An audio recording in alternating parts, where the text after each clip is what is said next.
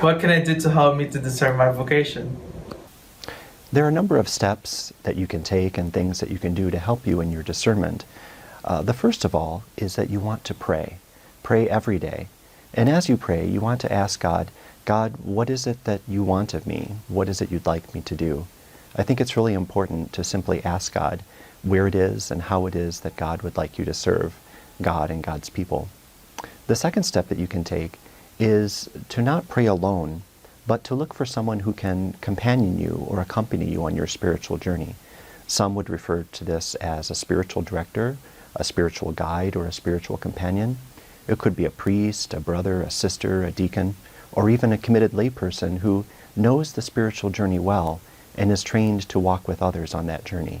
It's really important sometimes to have someone else who can listen to what God is telling you in your prayer as a way of directing you to respond to God's call. Another very important step you might want to take in your discernment is to consider getting involved in your local parish or in some volunteer programs in your local community.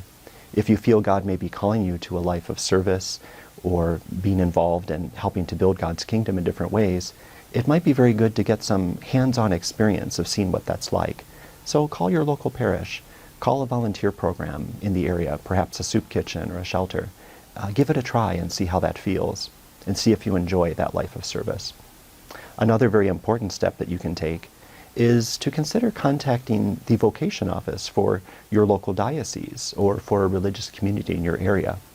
I'm very sure that the vocation director there at the diocese or in any community would be very happy to talk to you and help you also to pray and to listen to what God is telling you in your life, but also to give you some very concrete direction in terms of where it is that God might be leading you.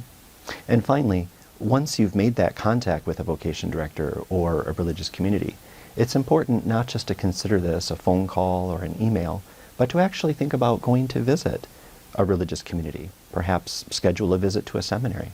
Actually go and see what it's like, as Jesus has invited his disciples to come and see.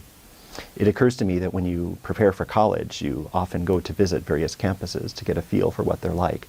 So you'd probably want to do the same, whether it's joining a diocesan seminary or a religious community.